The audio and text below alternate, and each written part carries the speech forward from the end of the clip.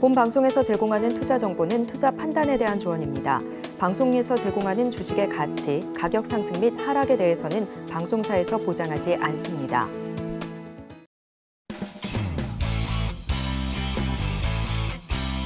시청자 여러분 안녕하십니까? 깊이 있는 인사이트로 여러분들의 투자를 잘 잇겠습니다. 저는 강관호입니다. 이제 12월입니다. 바깥 온도는 마이너스권인데 시장의 온기는 계속 이어지고 있습니다. 어제는 월말 포트폴리오 리밸런싱 재조정하는 거죠. 장막판 매수세가 크게 몰리면서 특히 외국인의 매수세가 지수를 끌어올렸습니다. 로봇주가 강했고 방산주도 강했습니다. 한편 시장 한편에서는 재미있는 뉴스가 하나 나왔습니다. 제가 오늘 좀 소개를 해드리는데요. 바로 이런 뉴스입니다. 에코프로가 채용 일정을 내년 상반기로 조정한다는 뉴스가 떴습니다. 자, 성장주라고 우리가 일컬었던 에코프로주, 왜 이렇게 성장을 못하는 거죠? 성장을 못하면 무슨 일이 있을까요? 우리가 이런 뉴스를 받아들일 때는 항상 주가하고 견뎌보는 그런 버릇을 습관을 좀 키워야 합니다. 그런데 제 생각은 좀 중요한 뉴스이기는 한데 최근의 시장 분위기를 보면 시장은 애써 외면하고 넘어갈 수도 있습니다. 그 정도로 지금 투기적인 상황이다. 이렇게 저는 개인적으로 생각을 합니다. 자, 간밤에 미국 시장 3대 지수는 모두 혼조세로 마감을 했습니다. 개인 소비 지출 PCE 물가 지수가 시장 예상대로 나왔지만 다우는 올라가고 나스닥은 장 지나가면서 차익 매물로 혼조 마감했습니다. 오늘도 저희 정시팔 함께 하시면서 알찬 인사이트 많이 챙겨가시기를 바라겠습니다. 계속해서 조간 브리핑 들어가겠습니다. 네, 서울경제TV 증시8 조간 브리핑 시간입니다. 서울경제신문에서 발행한 이슈 전해드리는데요. 첫 번째 소식부터 하나하나 짚어보겠습니다. 화면 살펴보시죠. 아마존 기업용 AI 챗봇 Q 공개, 마이크로소프트, 구글과 경쟁. 네, 첫 번째 소식으로 전해드립니다. 아마존이 직장에서 사용할 수 있는 새 인공지능 챗봇과 자체 개발한 AI 반도체를 공개했고요. 마이크로소프트와 구글과 치열한 경쟁을 예고했습니다. 아마존의 클라우드 서비스 부문 아마존 웹 서비스는 미국 라스베거스에서 열린 연례 행사에서 기업 고객을 위한 AI 챗봇 Q를 선보였는데요. 아래 나와 있는 화면이 바로 그 Q, 선보인 챗봇입니다. 챗봇 Q의 경우에는 기업에서 직원들이 중요한 문서를 요약하는 데 도움을 주고 있고요. 자동으로 소스 코드를 변경해 개발자의 업무 강도도 줄일 수 있다라는 평가가 잇따르고 있습니다. 현재 미리 보기 버전으로 사용이 가능하고요. 이용료는 1인당 연간 $20부터 시작합니다.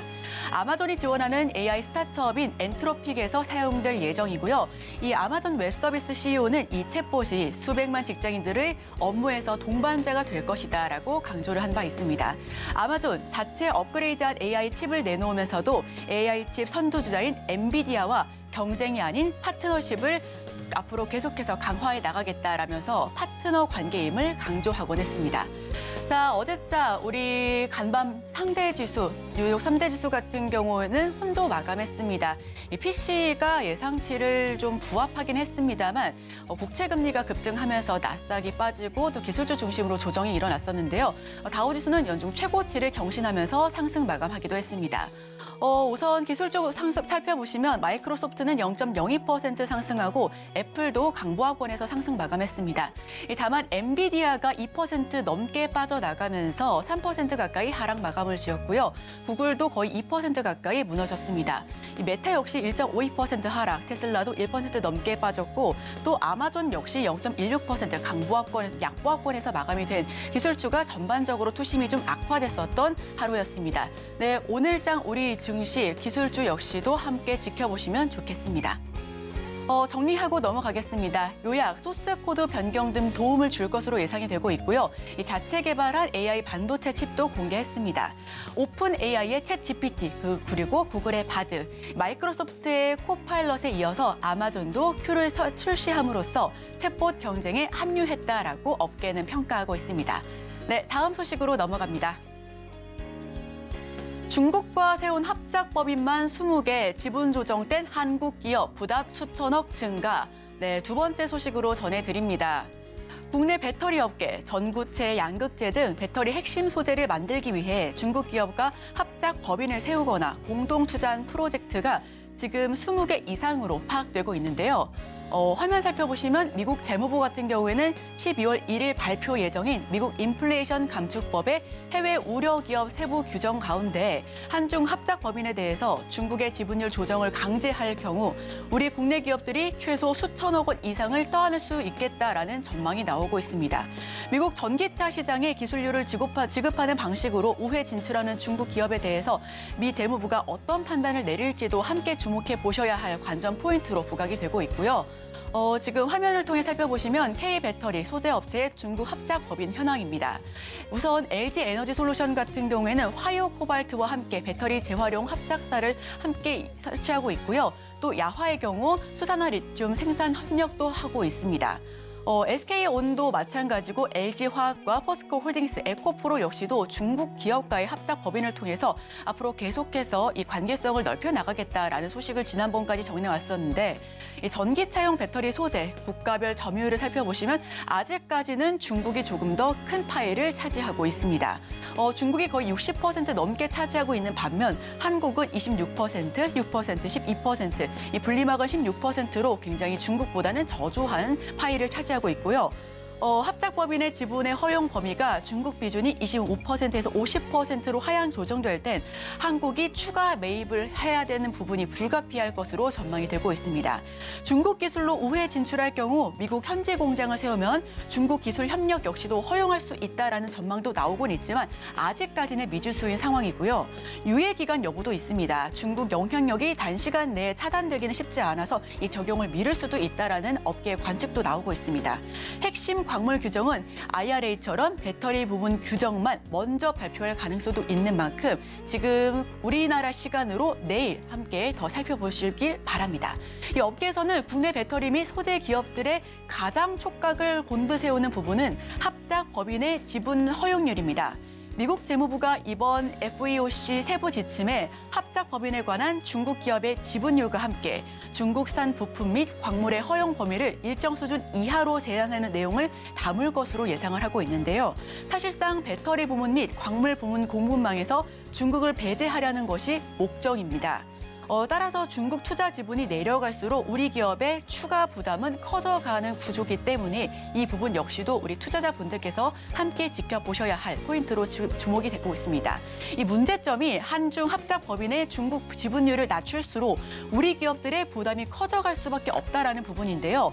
LG 에너지 솔루션과 SK온 그리고 LG화학, 포스코홀딩스, 포스코퓨처, 에코프로 등 국내 유력 배터리 및 소재 기업들은 지난해부터 중국 배터리 기업들과 합작 법인을 설립하거나 공동 프로젝트를 진행하는 사례가 부쩍 늘었기 때문에 부담이 가중될 수도 있다는 부분입니다.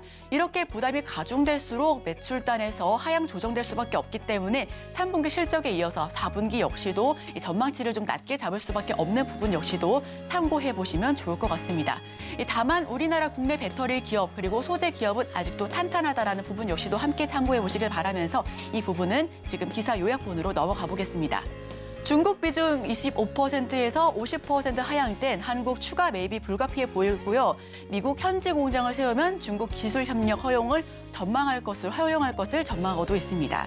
중국에 대한 영향력이 단시간에 차단되기는 쉽지 않기 때문에 적용을 미룰 수도 있다는 점, IRA처럼 배터리 부분 협정만, 부품 규정만 먼저 발표할 가능성도 높다라는 부분, 함께 2차 전지와 전기차 부분 투자하고 계신 분들은 이 부분 역시도 하나하나 짚어봐 보시면 좋겠습니다. 자, 그럼 다음 소식으로 넘어가겠습니다.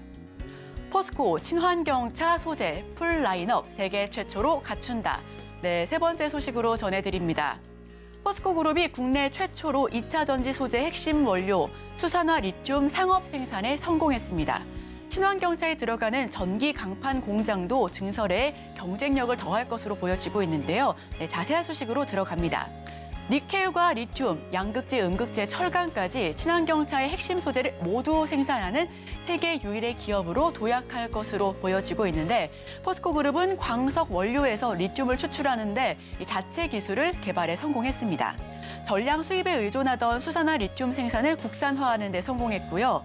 호주로부터 원료를 확보해 한국에서 가공하는 전 생산 과정이 미국과 자유무역협정 즉 FTA 체결국 내에서 이루어지고 있는 만큼 미국의 인플레이션 감축법 혜택도 기대할 수가 있다라는 전망입니다.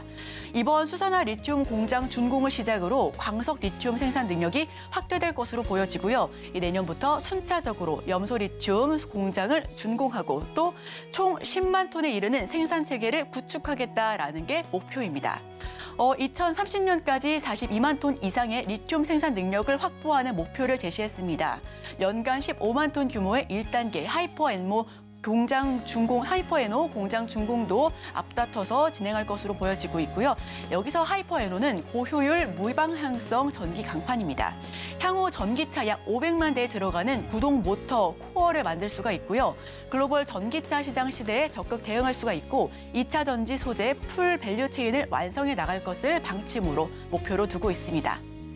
네, 지금 한번 정리하고 넘어가겠습니다. 광석에서 리튬을 추출하고 자체 기술을 확보했습니다. 내년 전기차 100만 대분을 공급할 수가 있고요. 호주산 원료로 미국 IRA 수혜도 기대할 수가 있는 부분 역시도 함께 관전 포인트로 지켜봐 보시면 좋겠습니다.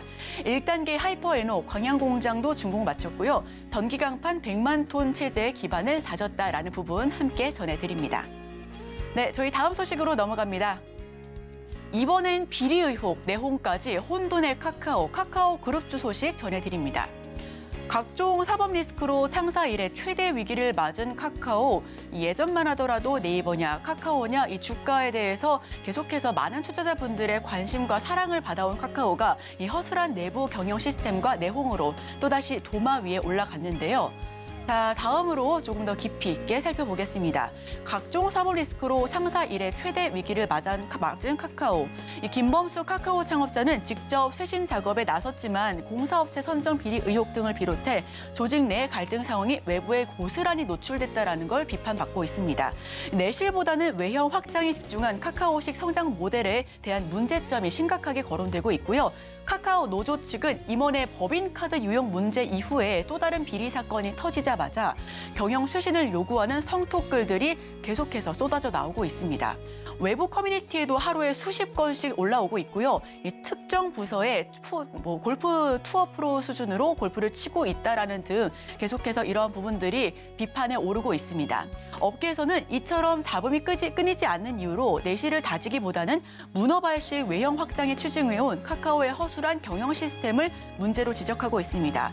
한때 네이버와 쌍벽을 이루는 플랫폼 기업이라는 평가가 무색할 정도다라는 부분인데 카카오의 주가 방향성 역시 계속해서 검토해 보셔야 할 부분입니다. 이 네이버 같은 경우에는 지난 여름 하이퍼클로버 X에 대해서 충분히 앞으로의 방향성을 선정했다라는 부분에 의해서 네이버 앞으로도 3분기에 이어서 4분기까지 내년까지도 전망이 굉장히 좋을 것으로 호실적을 전망할 것으로 보여지고 있지만 카카오는 그런 방향성조차 설정하지 못했다라는 부분에 방점을 찍고 있는데요. 이러한 부분 역시도 네이버 카카오 주가 희비 앞으로도 지켜보셔야 할 부분으로 보여집니다. 네, 정리하고 넘어갑니다. 데이터 센터 등 업체 선정 등의 특혜를 주는 부분에 비판을 받고 있고요. 준법위원회는 임원 골프 저격 등 갈등을 짚고 있습니다. 하루에 수십 건씩 선토글이 올라오고 있고 전문가는 외형 중심의 성장에 대한 한계점을 지적하고 있습니다. 내부 문화 재정비 등 기회를 삼아야 할 부분이다라는 부분 평가를 받고 있습니다. 네, 다음 소식으로 넘어갑니다. K신약 미국 돌풍 첫 3천억 원 제품 나온다. 네, 이번에는 제약바이오 소식으로 넘어갑니다.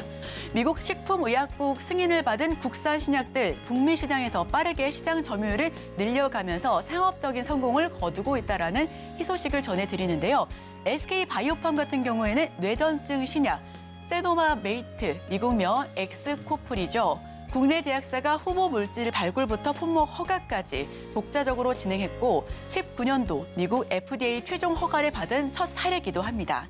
미국 시장에서는 20년부터 본격 판매가 이루어져 올해 미국 매출 3분기 누적은 1억 달러가 넘게 측정이 됐고요. 직전 분기 대비 19%, 전년 동기 대비해서는 60% 넘게 성장을 했습니다. 2029년까지 10억 달러, 약 1조 원 넘는 블록버스터가 되는 것이 목표다라는 부분까지도 SK바이오팜 앞으로 살펴보셔도 좋을 것 같고요. 자, 다음은 대웅제약입니다. 2019년 FDA에서 바이오 신약으로 허가를 받은 보툴리눔 톡신 나보타, 미국명 주보, 현지 매출을 확대에 성공했습니다. 이 나보타 같은 경우는 해외 판매에서 미국 매출이 절반 이상을 차지하고 기록하고 있고요. 전년 동기에서 매출을 48% 넘게 껑충 뛰었습니다.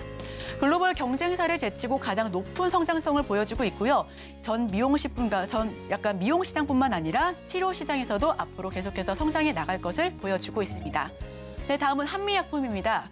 호중구 감소증 치료제 롤론티스, 미국명 롤베돈으로 더 많은 분들께서 알고 계실 것 같은데요. 미국 시장에서 처음 판매를 시작한 지 지난해 4분기 1,000만 달러의 매출을 기록했습니다. 미국 호중구 감소증 치료제 시장에서 10%를 달성하겠다라는 목표를 달성한다면 3천억 원 규모의 매출을 올릴 수 있을 것으로 전망이 되고 있고요. 고스란히 매출과 실적으로 반영될 전망입니다. 셀트리온 역시 지난 10월 FDA 허가를 받은 램시마 피아주사 진펜트라에 대한 기대감이 굉장히 높습니다. 이 진펜트라 매출은 출시 1년 차에 5천억 원에서 6천억 원 규모로 책정이 되고 있고요. 3년 차에는 1조 원에 이를 것으로도 기대가 되고 있습니다. 셀트리온 진펜트라 관련 특허가 확보된다면 2040년까지 경쟁사 없이 판매될 것으로 전망된다라는 희소식까지 전해왔습니다. 2023년에는 처음으로 미국에서 연매출 3천억 원을 넘는 제품이 나올 것으로 전망이 되고 있고요. 미국이 세계 최대 의약품 시장인 만큼 제약 바이오 회사들 수년 내 연매출 1조 원대의 블록버스터 의약품을 만들 수 있을 것으로 기대가 되고 있습니다. 자, 정리하고 넘어갑니다. SK바이오팜 뇌전증 신약 역시도 4년 새 매출 20배 넘게 뛰었고요. 3천억 원을 눈앞에 두고 있습니다. 대웅제약의 나보타 역시도 전년 대비해서 48% 넘게 증가했고 한미약품과 셀트리온도 약진에 성공하고 있습니다. 자, 수년 내 매출 1조 원대에 도달할 수 있는 블록버스터를 기대할 수 있다고 하니까요. 앞으로도 우리 SK바이오팜부터 시작한 K신약 함께 지켜봐 보시면 좋겠습니다. 자, 지금까지 우리 조간 브리핑을 통해서 다양한 소식을 짚어봤고요. 이제는 오늘의 일면을 통해서 전문가 의견을 덧붙여서 수혜주까지 이야기를 나눠보도록 하겠습니다. 저희 증시8과 끝까지 함께 하시죠.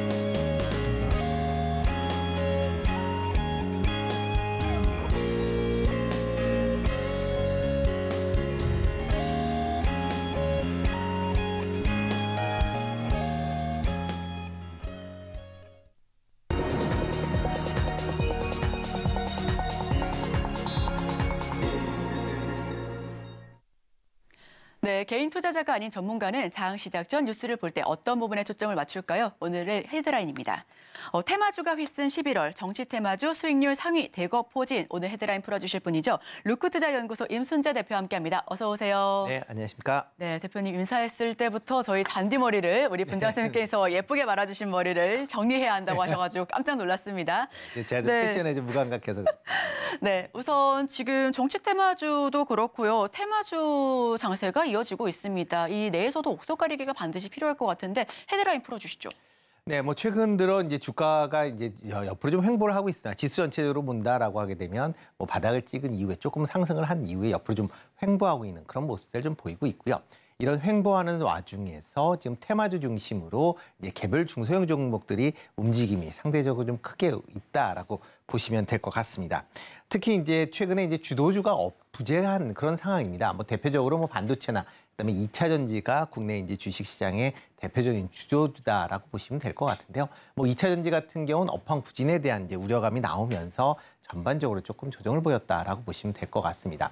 그리고 반도체 같은 경우는 그나마 조금 사정은 좀 그런 상황입니다. 그렇지만 뭐 최근에 이제 상승을 했었던 그런 것 때문에 최근에는 조금은 좀 조정을 차익 매물로 인해서 옆으로 좀 기간 조정을 하고 있는 그런 상황이다라고 보시면 될 것 같고요. 그러다 보니까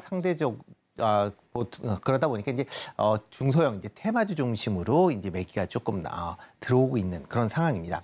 특히 이제 전체적인 뭐 고객 예탁금이 조금씩 증가는 하지만 여전히 47조 원대에 머물면서 일단 개인들의 수급이 좀 상당히 좀 위축이 되어 있는 그런 상황이고요. 특히 이제 공매도 이후에 외국인에 대한 투자 비중이 좀 많이 좀 줄었습니다.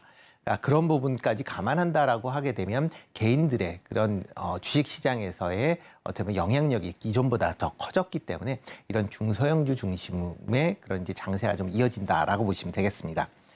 특히 이제 최근 들어 이제 총선 관련주, 이제 정치 테마주들이 좀 강한 그런 흐름세를 보이고 있습니다. 뭐 총선이 내년 4월이기 때문에 아직 한 5개월 정도 남아 있는 그런 상황이긴 하지만 이제 점진적으로 정치에 대한 관심 사항들이 커지면서 이런 정치 테마주들의 움직임들이 좀 빨라지고 있다라고 보시면 될 것 같고요. 뭐 대표적으로 요즘에 이제 테마주다라고 하게 되면 한문동은 법무부 장관 관련된 테마주가 시장에서 가장 핫한 그런 모습을 좀 보이고 있다라고 보시면 될 것 같습니다. 대표적으로 올해 이제 11월 이제 주가 상승률 이제 10개 종목 중에서 4개가 이제 한동훈 관련주다라고 이제 분류가 되는 그런 상황이다라고 보시면 될 것 같고요. 뭐 지금 뭐 한동훈 관련주로 이제 쭉 나오긴 하고 있지만 뭐 최근 뭐 대상가 지금 보면 제일 먼저 이제 보실 게 덕성 아닌가 싶습니다. 네. 덕성 같은 경우에는 이제 지금 이제 대표이사를 하고 있는 이봉근 대표가 이제 서울대를 나왔다라는 부분하고요. 그다음에 김원일 이제 사회이사가 서울 법대를 나왔다라는 게 이제 시장에서 부각이 됐습니다. 특히 이제 덕성 같은 경우에는 지금 원래 이제 분류가 되는 건 이제 윤석열 대통령 테마주로 지난 대선에 조금 각광을 받았었던. 참 덕성은 테마주로만 분류를 받는 것 같습니다. 네, 초선도체도 그렇고요. 네, 그러니까 일단 뭐 회사가 하는 것 자체가 이제 피업 관련된 업무를 하다 보니까 이런 이제 가죽 제품들의 이제 시장 성장성은 어느 정도 제한될 수밖에 없기 때문에 어떤 이제 신사업을 하거나 아니면 뭐 그런 부분에 좀 더 신경을 써야 되는데 그런 거보다는 지금 이런 테마 쪽으로 좀 많이 움직이고 있다라고 보시면 될 것 같고요. 뭐 일단 3분기 매출만 뭐 실적으로만 본다라고 하게 되면 3분기 매출은 이제 작년보다 22% 감소한 263억. 그다음에 영업이익 같은 경우는 작년에 상당히 영업이익 부진했기 때문에 올해 12억을 기록을 하면서 작년보다 120% 정도 증가하는 그런 모습을 보였습니다. 그렇지만 이제 2020년도 이후에 보면 연간 매출을 본다라고 하게 되면 한 1,100억에서 1,300억 사이를 이제 기록을 하고 있다라고 보시면 될 것 같고요. 영업이익도 한 50억 전후입니다. 그러니까 뭐 그걸에 비한다라고 하게 되면 지금 뭐 주가는 상당히 좀 높게 그렇게 이제 평가가 돼 있다라고 보시면 될 것 같고요. 특히 이제 김원일 이제 사회이사 같은 경우는 대통령하고 서울법대 동문이다라는 그런 부분. 그다음 뭐 한동훈 장관 같은 경우는 뭐 서울법대를 나왔기 때문에 그 동문이다라는 거가 있고요. 특히 이제 현재 법무부 국제투자 지식재산권 법률자문단의 이제 자문위원으로 지금 활동하고 있다라는 것도 좀 부각을 받고 있다라고 보시면 될 것 같습니다. 특히 이제 덕성 같은 경우는 덕성보단 덕성 우선주가 지금 시장에서 좀 관심을 받았는데요. 지금 덕성 우선주 같은 경우에는 지금 6거래일 연속 11월 22일 이후에 한 번에 이제 거래 정지를 제외하고 6거래일 연속 지금 상한가를 기록을 하고 있는 그런 상황입니다.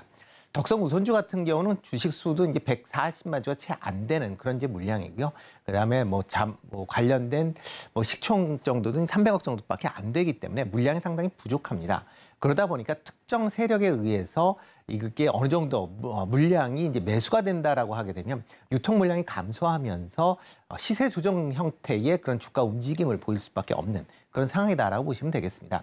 특히 덕성 우선주 같은 경우는 아마도 시세 조정에 관련된 이슈가 향후에 불거질 가능성이 있기 때문에 일반 투자자들은 아마 덕성 우선주를 투자하시는 거는 그냥 그런 주가 있다라는 정도로만 보시는 게 어떨까라는 생각을 좀 해보고 있고요. 그 다음에 이제 DTNCRO라는 그런 이제 회사입니다. 지금 CRO 기업으로 해서 의약품이나 의료기기, 식품 등의 임상을 이제 대행해주는 그런 이제 업체다라고 보시면 될 것 같은데요.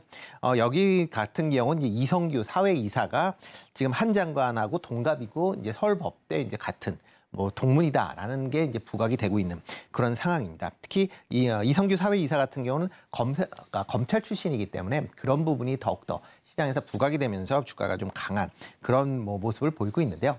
최근에 이제 DTNCRO 같은 경우에는 지금 이제 그 우리사주 조합에 있는 그런 이제 주식 중에서 일부 임원급들은 개인 계좌로 지금 주식을 이동을 하고 있습니다. 이거는 다시 말하면 언제든지 내가 주식을 팔 수 있게끔 이제 하겠다라는 거거든요.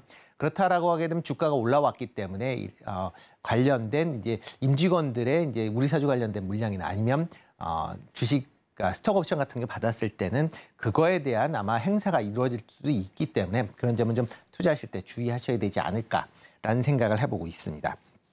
또 하나는 이제 첼시스라는 그런 회사입니다. 뭐 현재 이 회사의 이제 이준성 부사장이 뭐 컬럼비아 대학원을 나왔다라고 해서 한동훈 법무장관하고 이제 대학원 동문이다라는 그런 얘기하고요. 그다음에 이상선 이제 사회이사가 서울법대 동문이다라는 게 이제 시장에서 주목을 받고 있다라고 보시면 될 것 같습니다.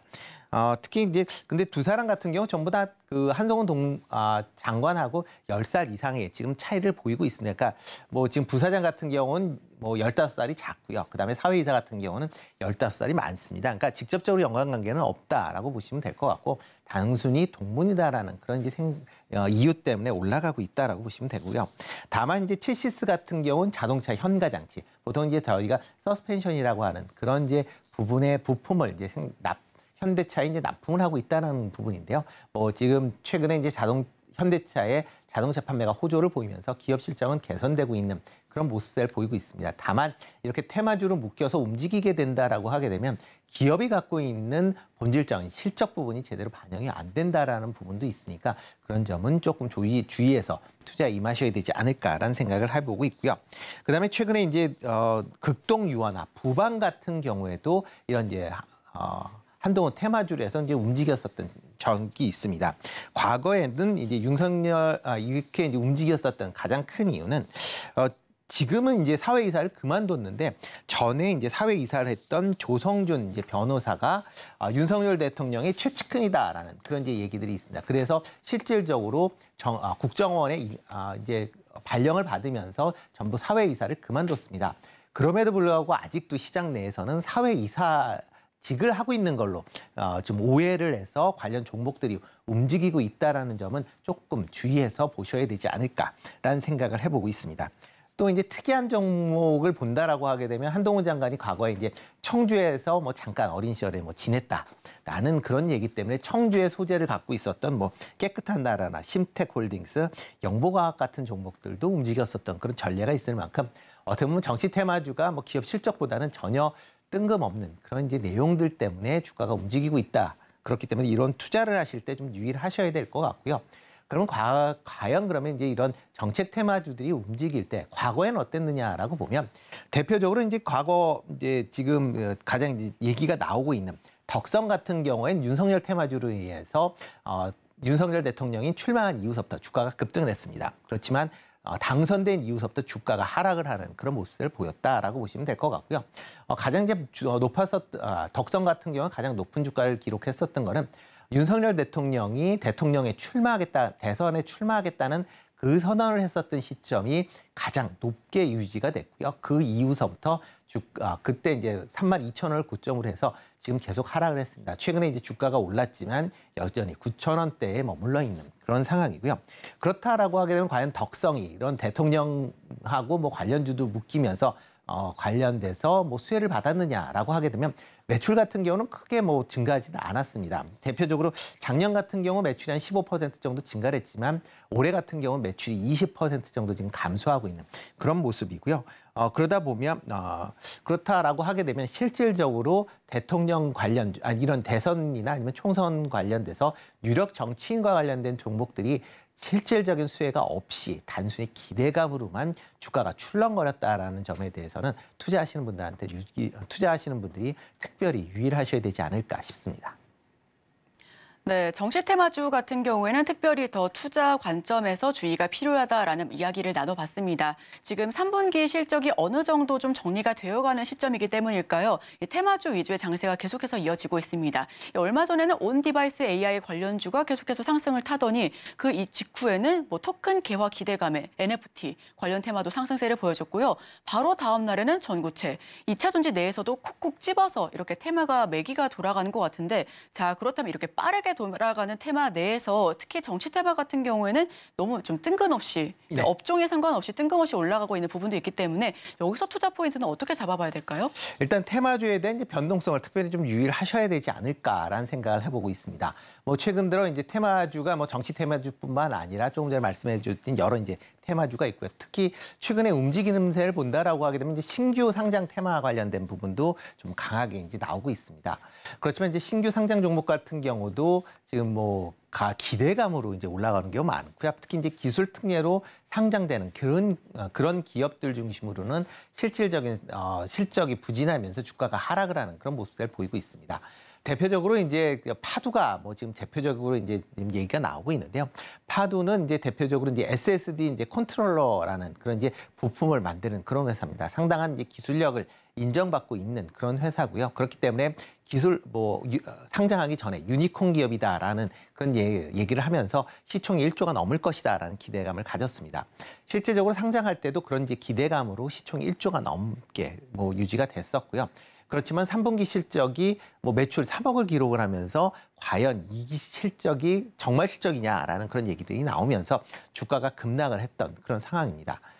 이뿐만 아니라 이제 지금 에코프로 머티 같은 경우도 지금 국내 최초의 이제 전구체 상장 기업이다 보니까 시장에서 상당한 이제 주목도를 받고 있는 것도 사실입니다. 그렇기 때문에 상장 이후에 주가가 이제 급등하는 그런 모습을 보이고 있는데요.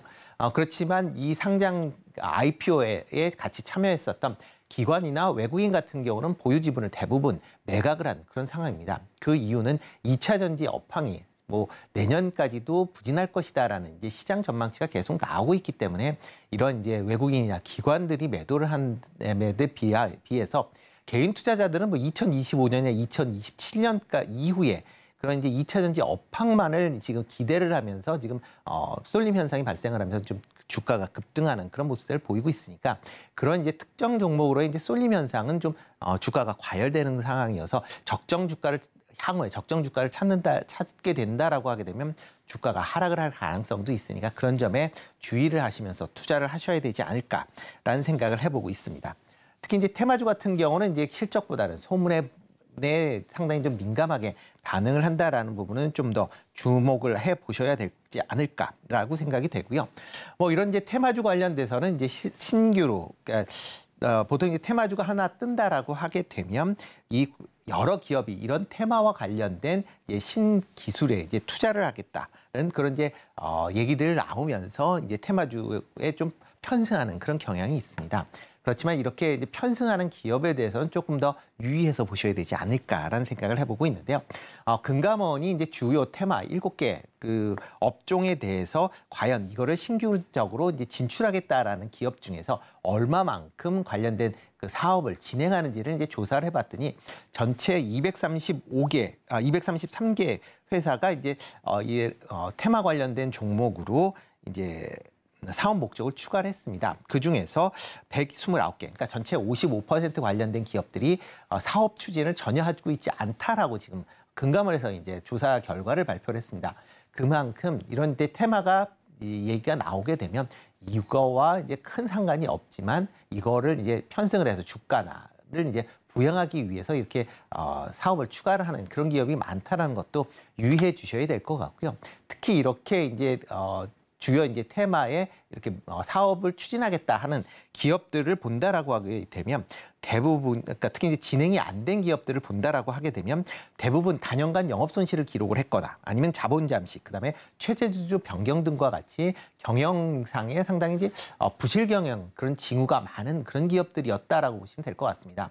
그렇기 때문에 단순하게 이런 테마다 그리고 이제 이런 사업을 진행하겠다라고 얘기를 할 때 그 단순하게 그런 이제 사업 진행에 대한 기대감을 보시는 게 아니라 실질적으로 이런 회사가 이런 부분에 투자를 하고 그다음에 관련된 실적을 낼 수 있는지 여부를 같이 주목해서 보셔야 되지 않을까라는 생각을 해보고 있고요. 특히 이제 테마주 같은 경우에는 시세 조정 행위가 상당히 빈번하게 발생하는 종목 중에 하나입니다.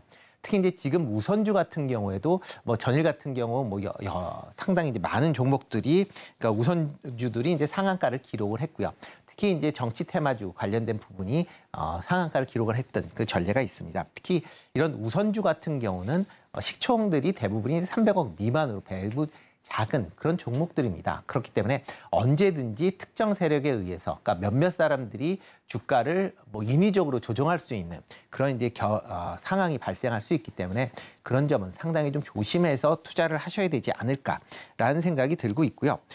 과거에 이제 본다라고 해도 실질적으로 이제 올해 초에 이제 CFD나 아니면 얼마 전에 나온 영풍재지 같은 경우도 대주주 지분율이 상당히 많거나 아니면 대주주가 직접적으로 주가 이런 부양에 가담을 한 그런 사례입니다.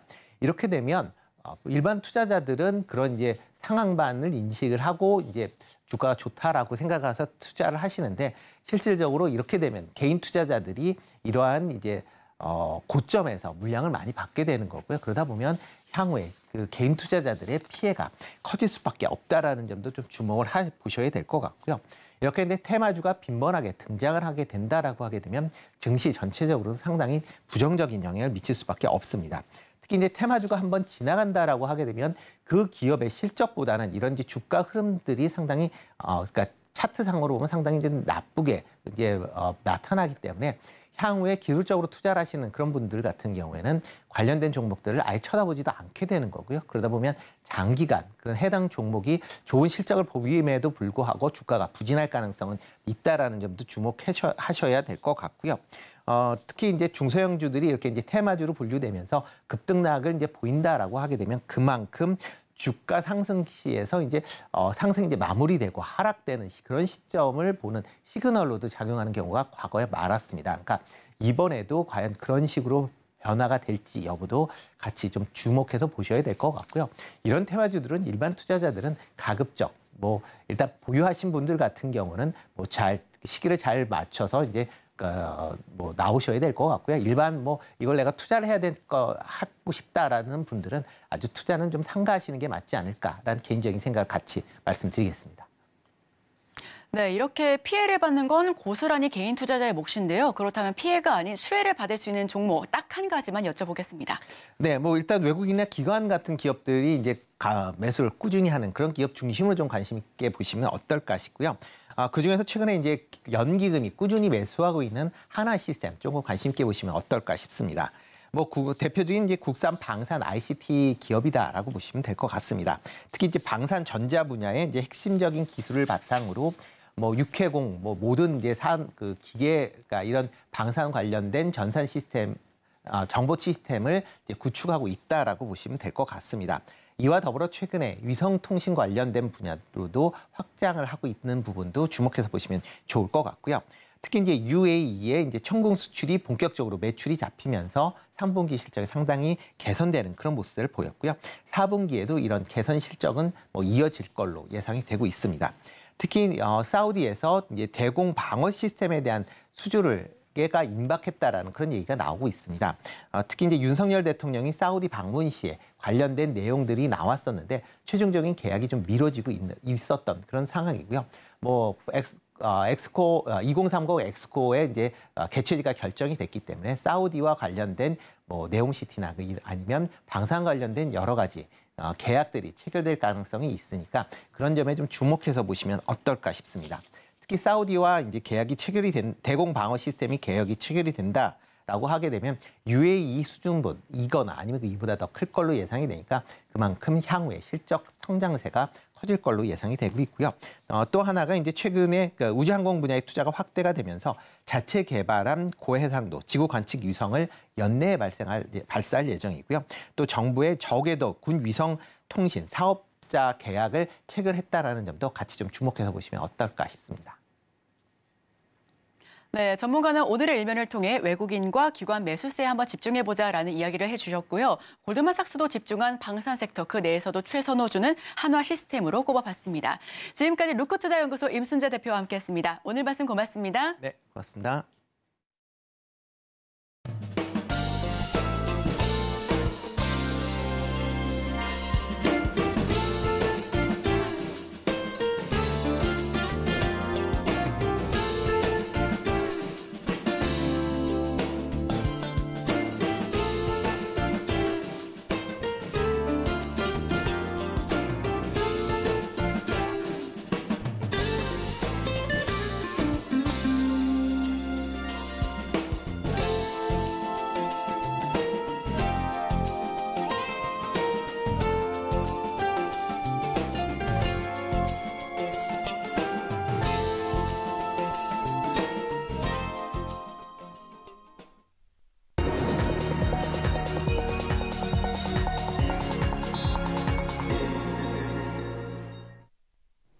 금요일 아침 8시 반입니다. 매일 아침 8시 반 서울경제TV에서 센티멘탈 대 펀더멘탈 매일같이 두 종목 말씀드리고 있습니다. 오늘도 출발하겠습니다. 오늘은 센티멘탈로 포스코 홀딩스 개인 선호주죠.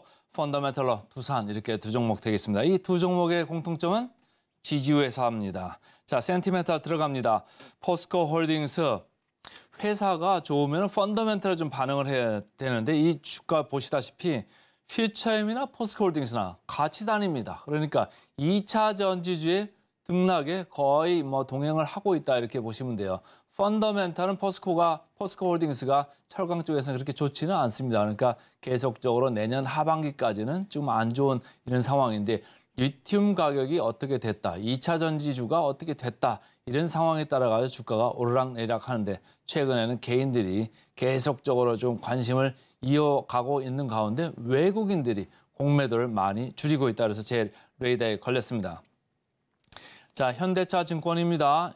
24년 상저하고 그러니까 하반기나 돼야지 좀 회사가 좋아질 수 있다. 철강 본업에 있어서 말이죠. 그래서 그런 얘기를 하는 거고 리튬 공장 그리고 염수 1단계 이런 것들이 이제 차근차근 이제 완공이 돼가지고 돌아가기 시작할 겁니다. 그러면 이제 주가들이 거기에 이제 뉴스에도 반응하고 숫자에도 이제 반응을 하기 시작할 게 24년 하반기, 25년 가면서 이렇게 반응을 하겠죠. 어떻게 반응을 할까 저도 상당히 궁금한데요. 근데 어쨌든 주가로 보면 말이죠. 이렇게 쭉 내려왔지 않습니까? 그래서 악재는 기반영됐다 이렇게 보는 거죠. 그래서 하방 경직성도 지금 가지고 있다 이런 생각을 하고 있습니다. 아무래도 본업이 괜찮고 본업에서 이제 조금 안 좋기는 합니다만은 계속적으로 영업 현금 흐름을 창출하고 있기 때문입니다. 키움증권입니다. 리튬 가격의 반등을 기다려보자. 이게 이제 톤당 60만 위안까지 갔었잖아요. 최근에 제가 좀 보니까 12만까지 떨어졌어요. 그러니까 전년 동기 대비해가지고 거의 마이너스 80%입니다. 근데 이게 12만이 바닥일까요? 아니면 더 내려갈 수 있을까요? 이전에 좀 중간 정도의 바닥은 한 9만 위엔 정도 됐어요. 그러니까 12만에서 9만이면 아직도 한 25% 정도 더 내려갈 여지는 있습니다만은 리튬 가격의 이제 반등을 좀 기다리자 이런 얘기를 하는 건데 더 내려갔다가 하반기부터 올라올 수도 있겠죠. 근데 일단은 4분기, 1분기는 아직까지도 리튬 가격은 약세권입니다. 그럼에도 불구하고 주가는 기반영됐다. 지금 좀 주가가 비교적 싼 편이다 이런 생각을 하면서 이제 많이 이제 얘기를 하는 거고 개인 투자자들도 앞으로 좀 돌아설 걸 보자. 우리 오래 기다릴 수 있다 이런 생각을 하면서 보는 분들이 많은 거죠. 자, 최근에 차트 보겠습니다. 이렇게 쭉 계속 내려왔죠. 2차 전지주의 그 향방에 따라 가지고 주가 운명이 결정되고 있는데 본업보다는 그 흐름에 따라 가지고 계속 이렇게 내려왔습니다. 최근에 이제 공매도 금지를 하면서 한번 주가가 이렇게 튀었었죠. 튀었다가 맞고 다시 옆으로 이렇게 횡보 국면인데 최근에 어떻게 보면 이게 탄탄하게 느껴진다 이런 생각을 하니까 리포트들도 이렇게 이제는 기반영됐다, 주가 저평가다 이런 리포트가 나오고 있는 것 같습니다. 자, 공매 잔고율 이게 상당히 좀 최근에 중요한 얘기죠. 공매 잔고율 얘기가 벌써 11월 6일인가요? 그때부터 나와가지고 주가가 아까 확 뛰었다고 말씀을 드렸는데 공매 잔고율은 이렇게 시계열을 지금 제가 반대로 해놨습니다. 그래서 이쪽이 최근인데요. 위에서부터 쭉 이렇게 내려오고 있죠. 그래서 거의 210만 주까지 갔던 두 달 전에 210만 주까지 갔었습니다. 지금 110만 주까지 내려왔으니까 거의 한 100만 주 정도 공매 잔고들은 지금 줄어들고 있다. 그래서 1.3%까지 축소는 됐는데 지난번에도 말씀드립니다만은 코스피 평균이 0.4%입니다. 아직 코스피 평균보다는 3배 정도 높은 공매도 잔고율이에요. 그래서 외국인들이 이렇게 공매 잔고가 쭉 내려왔다는 얘기는 벌써 10월부터 했잖아요. 근데 보면은 여기서부터 쭉 내려오면서 이 지점부터 공매를 갖다가 환수를 하는 겁니다. 공매라는 게 뭡니까? 주가가 떨어질 거를 미리 예상하고서 쳐놨다가 주가가 떨어지면 거기서 주식을 다시 사서 되갚는 겁니다. 그러니까 외국인들은 손해보는 장사가 아니었죠. 돈이 남았는데 개인들하고 2차 전지주에 이제 많이 비중을 실었던 분들은 많이 손해를 봤습니다. 어쨌든 공매도는 좀 많이 내려오고 있다. 이렇게 읽으시면 됩니다. 역사적 밸류 밴드로 봤을 때 아주 급격하게 올랐다가 급격하게 조정을 받았죠. 그래서 중앙 정도까지 이렇게 내려와 있으나 여전히 하락세인데 가운데까지는 와 있으니까 여기서부터는 조금 그 리지더티, 하방 경직성을 좀 기대해 보자 이런 얘기입니다. 자, 포워드 PER로 보겠습니다. 아직 24년 지금 말까지 이제 보는 PER인데요. 25년 보자는 사람들도 많잖아요. 어쨌든 내년 정도의 숫자 이익을 지금 보고서 지금 이 숫자를 좀 산출을 한 걸 제가 가져왔는데요. 에코프로 BM 88배, 에코프로 58배. 에코프로는 지주사기 때문에 사실은 PER보다는 PBR로 보는 게 맞죠. 근데 어쨌든 상당히 높은 두 자릿수대에 있다. 포스코 퓨처엠도 89배니까 낮지 않죠. 그런 거에 비해서 포스코는 13.6배입니까? 이게 여기에 상대적으로는 상당히 싸다 이런 얘기고 포스코 홀딩스가 사실은 철강으로만 보면 13.6배는 싸지는 않죠. 그러니까 여기에 리튬의 가치가 상당히 들어와 있다. 이렇게 읽으시면 되겠습니다. 자, 목표 주가 대비 괴리를 보겠습니다. 에코프로는 아직도 마이너스 44%. 이 무슨 얘기냐면 더 주가가 내려가야지 된다는 얘기고요. 에코프로 BM은 9%인 반면에 포스코 홀딩스는 상향으로 39% 정도 시장의 컨센서스는 보고 있습니다. 그래서 오늘은 센티멘탈 주식으로 포스코 홀딩스부터 말씀드렸습니다. 자, 이제 펀더멘탈로 넘어가겠습니다. 펀더멘탈 오늘은 두산입니다. 두산, 최근에 두산 로보틱스가 상장을 했잖아요. 차트 한번 보시죠. 두산 로보틱스 빨간 줄로 이렇게 표현이 돼 있는데 엄청나게 올라가고 있습니다. 국민연금이 많이 샀다는 뉴스가 많이 나왔었잖아요. 그게 사업회사죠, 두산 로보틱스는. 그런데 아직 이익은 나지 않고 있어요. 근데 주가가 먼저 달린 건데 어쨌든 이렇게 좀 자회사가 주가가 올라가면은 주식회사 두산, 지주회사잖아요. 좀 같이 올라주면 좋은데 안 오르죠. 이게 비슷합니다. 다음 거 보실까요? 자, 에코프로 마찬가지죠. 에코프로 머티가 올라와서 사업회사잖아요. 전구치 하는 데인데 같이 올라주면 좋은데 제가 그때 상장하는 날 말씀드린 바가 있습니다. 사업회사하고 지주회사하고 더블 카운팅, 그러니까 중복 계산의 이슈가 있습니다. 앞으로 사업회사 주가는 괜찮을 수 있는 반면에 상대적으로 지주회사 주가는 안 좋을 겁니다. 별거 없을 겁니다. 근데 계속 그런 현상이 지금 벌어지고 있죠. 자, 그래서 두산 로보틱스가 이렇게 올라갔는데 그러면 두산이 여기 있는 게 과연 맞는 얘기냐 이런 얘기예요. 에코프로 머티하고 에코프로는 에코프로 아까 제가 밸류에이션 말씀드렸습니다. 상당히 높은 상태입니다. 근데 두산 로보틱스와 두산은 그 얘기가 좀 다릅니다. 주식회사 두산이 상당히 저평가되어 있습니다. 그런 점에서 제가 이제 제 레이더에 걸렸다 이렇게 보시면 되고요. 자, 두산 로보틱스의 이제 주가 신주죠. 12월 5일 날 이제 다시 이게 보호 예수가 해제가 됩니다. 그래서 한 44만 주 정도 이렇게 해제가 되는데 여기서 약간 하방 경질성이 있을 수도 있다. 이거는 약간의 리스크죠. 그렇지만은 전체적으로 순자산 가치의 지금 변화에 좀 주목을 해보자 이런 얘기예요. 제일 첫 번째 줄이 제일 중요합니다. 그래서 두산 로보틱스 자회사라고 있고 지분을 가지고 있는데 여기보다도 시가총액이 낮다는 얘기예요. 그러니까 지금 현저히 저평가 상태다 이런 얘기고 두 번째도 중요하죠. 두산 로보틱스 주주들한테는 별로 안 좋은 뉴스일 수 있죠. 지분을 팔 수 있으니까 말이죠. 그런데 주식회사 두산 입장에서 보면은 현금할 수 있는 거잖아요. 다른 데 투자 재원으로 쓸 수도 있고 배당 재원으로 쓸 수 있고 그런 거를 쓸 수 있으니까 상당히 주식회사 두산한테는 괜찮은 뉴스가 될 수 있습니다. 하이투자증권에서는 모회사, 자회사 모두 24년에 동반 회복이 가능하다. 그래서 자회사 중에 큰 데가 두산 에너빌리티죠. 제가 얼마 전에 며칠 전에 말씀을 드렸습니다. 여러분들이 많이 보시던데 어쨌든 여기도 원전 사업이 앞으로 좀 좋아질 거다 이런 얘기를 하고 있고 배터리 재활용하는 그 자회사도 있습니다. 두산 리사이클 솔루션이라는 회사인데요. 자회사들도 괜찮고 본업인 전자비지도 24년에 괜찮을 거다 이런 생각을 하고 있습니다. 차트로 보시면 옆으로 쭉 이렇게 기었죠. 크게 올라온 것도 없습니다. 근데 제로에다에 걸린 이유는 두산 로보틱스 때문에 제가 좀 신경을 썼고요. 공매 잔고율 많이 내려와 있습니다. 그러니까 여기서부터는 주가 올라갈 때는 공매에서 환매수 되는 건 없겠죠. 자, 역사적 밸류 밴드로 봤을 때 지금 낮은 부분으로 지금 많이 내려와 있어요. 중앙 하단으로 지금 내려와 있고요. PBR로 봤을 때도 0.9배입니다. 그러니까 높지 않죠. 두산 로보틱스는 무려 11.8배입니다. 자, 목표 주가 최근에 조금 이렇게 올라오고 있죠. 그래서 제가 목표 주가를 마지막으로 터치를 해드리면 두산은 한 26% 정도 남아 있습니다. 그래서 오늘은 센티멘탈로 포스코 홀딩스, 펀더멘탈로 두산 두 종목 말씀드렸습니다. 네, 저희가 준비한 소식은 여기까지입니다. 저희는 바로 이어서 증시 9로 돌아오겠습니다. 개장 방송도 서울경제TV와 함께 하시죠.